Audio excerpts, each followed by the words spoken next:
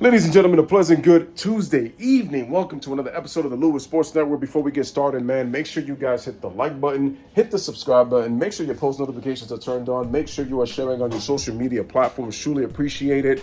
Hope everybody is having a wonderful Tuesday night. Peace and blessings to everybody. Hope everybody is safe out there. And like I said, man, definitely appreciate you guys as always, man. Stay blessed to all of you, man. I definitely appreciate you guys. Excuse me. On to the video. So I'm on Instagram, and it showed a clip from I think the name of the Instagram page is Swish Out, and it's about Gil's podcast, and it talks and I think it was Joe who asked the question, and he says, "Who do you value more, Magic Johnson's rings, or do you value Curry's rings? Curry's 4 rings." Gilbert said Curry's 4 rings. And his reasoning is Magic had already came into an already winning situation, and he came into a dynasty. Steph Curry had to build his team from the ground up and laid the foundation for the Warriors to become as successful as they have. So, and then he also compared it with Michael Jordan and saying his teams were trash, and that he was able to build a foundation for what came to come for the Chicago Bulls to win their 6 championships. But he said he had to go with Steph Curry as the best point guard of all time. Okay. There's a reason why Gilbert Arenas is called Agent Zero for a reason, because he's a zero. This is why. First of all, if Gilbert really did his homework, and you could tell Gilbert doesn't really do his research, in the 1970s, no team in the NBA during that decade repeated. No team in the NBA repeated. The only 2 teams that won the most championships in that decade were the New York Knicks and the Boston Celtics. The Celtics won in 74 and 76. The Knicks won in 70 and 73. Also, how many years in between the Lakers winning the championship in Magic's first year from the last time that they won the championship? Let me think about that. Oh, I get it. That would be 8 seasons. So it took the Lakers 8 seasons for them to win another championship, when 1972 was their most historic championship because they won 69 games. They won a record 33 straight games en route to beating the Knicks in 5 games to win the title.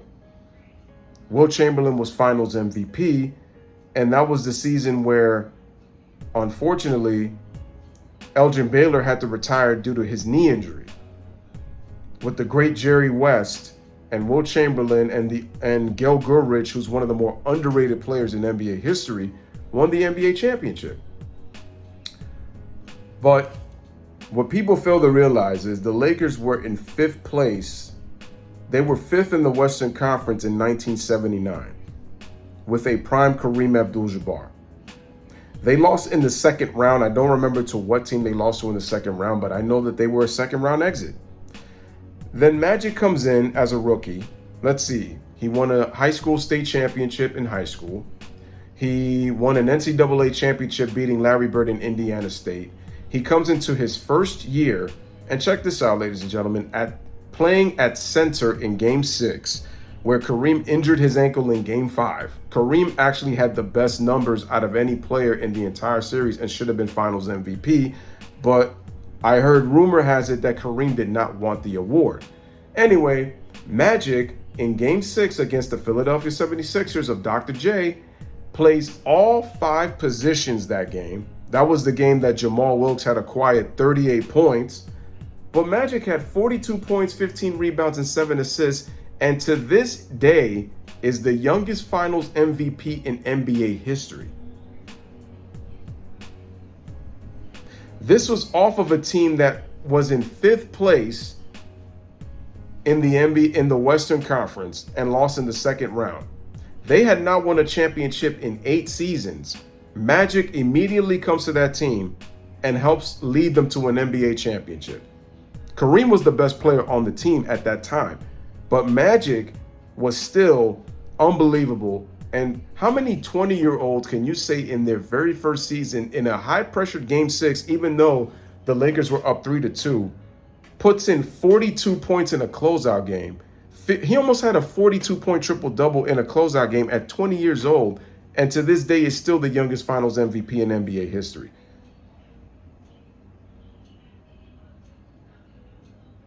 Yeah, Gilbert is right. Curry came into a pretty bad situation with the Golden State Warriors. And the thing was, Magic was a star from day one. Steph Curry didn't become the star he became until 2016. See, he became an all-star. He became a perennial all-star by 2015. But it was his historic 2016 season that made him become a superstar. So it took Curry more time to become the player he became. See, Curry had the tools and was kind of pretty much playing the same. It's just the difference was Curry was more of a traditional point guard under Mark Jackson compared to what point guard he was under Steve Kerr playing in the offense. And like I said before, Magic introduced Showtime in the 80s. As a matter of fact, look at the run of excellence that Magic was able to help. Now, the Lakers obviously were acquired. They got talent, of course. But Magic was able to utilize that talent, and they were able to consistently win throughout the 80s. Even if you want to say that the Western Conference that Magic played in was pretty weak in that decade, Magic did face some competition in the freaking NBA Finals. I mean, bro, Dr. J Sixers went up against Larry Bird's Celtics. You went up against Isaiah and the Detroit Pistons in the 80s. Bro, Magic played some competition. Now, excuse me. This is why I said Gilbert doesn't know what he's talking about, because if he paid attention, there was parity in the 70s. There was no team that repeated, and the Celtics and the Knicks were the only two teams to win an NBA to win multiple championships in that decade. Let me run through who won championships in that entire decade. In the 1969-70 season was the New York Knicks. The very next year was the Milwaukee Bucks with Kareem, who was known as Lou Alcindor at the time, and Oscar Robertson, who by that point was on his way to retiring when he was older. You have the Lakers in 72 in that historic 69-win season, which was the most wins in NBA history at that time. In 73, you got the Knicks. In 74, the Boston Celtics. In 75 was the Golden State Warriors. I'm surprised that the Warriors, it's funny, they were one of the more underrated teams that it's crazy that they kind of won a championship out of nowhere in 75. 76, Boston Celtics beating the Phoenix Suns. In 77, the Blazers, another team that came out of nowhere to win the NBA championship, which created Blazer Mania against Dr. J Sixers and Doug Collins, who played on that team. And Daryl Dawkins, a.k.a. Chocolate Thunder. 78 was the Bullets with the all-time great power forward Elvin Hayes. And then 1979 was the Sonics with Dennis Johnson winning Finals MVP, the underrated Dennis Johnson. Magic Johnson won 3 MVPs and won 3 Finals MVPs. And take a look at his stats in the 87 NBA Finals against the Boston Celtics. 26 points, damn near 9 rebounds, and 13 assists. And people are like, I saw somebody in the comment section of that Instagram post that, oh, Magic isn't even the greatest passer. What? First of all, this is the problem when you look at cumulative stats. John Stockton was a great passer, and his career assist average is 10.5. But you are also forgetting something. Earvin Magic Johnson has the highest career assist average in NBA history. You have to look at peak. And you have to also remember John Stockton played longer than Magic Johnson. Suppose that Magic doesn't have HIV. How many seasons did Magic miss when he got his HIV? Take that into account. Magic made the most out of his talent from day one. The NBA was on its dying bed.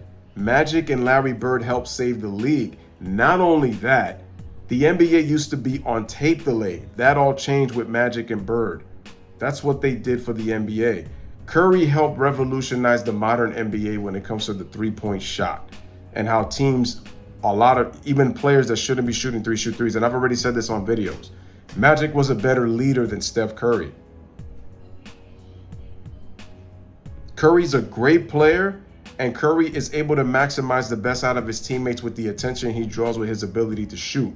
But Magic had the ability to put the ball in the right spots to make everybody better. That's why Magic led the league in assists. And the thing is, if you look at Curry, yes, Curry does play the point guard position. What Curry does at his height is amazing. He is the Michael Jordan of shooters. I could put him as the MJ of shooters, because there was at one time where I felt like Curry was not the greatest shooter, because I said at one point Larry Bird. But I will concede that Curry is the greatest shooter in the history of the NBA. But the thing is, you have to look at with the agenda that Gilbert and a lot of these new heads are doing. They are trying to elevate the era so much to make LeBron James look good. That's a fact. To say he beat and he lost to, which is to try to kind of downplay those 6 NBA Finals losses. It's an agenda. And now when you compare point guards, Curry and Magic are both 2 of the greatest of all time. I love Steph, but he is no Magic. I said with Magic, it was showtime. The Lakers were the team of the 80s along with the Boston Celtics, but the Lakers achieved more success. They won 2 more titles. And you look at the head-to-head matchup between Magic and Bird, even though they played 2 different positions, they were the 2 players that impacted both the Celtics and the Lakers, the 2 most historic franchises in NBA history.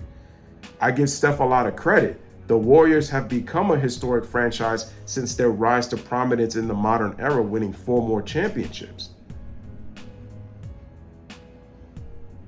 Because Curry helped the Warriors win the championship in 2015 when they had a 40-year drought, and the last team to do it was a Rick Barry-led Golden State Warrior team.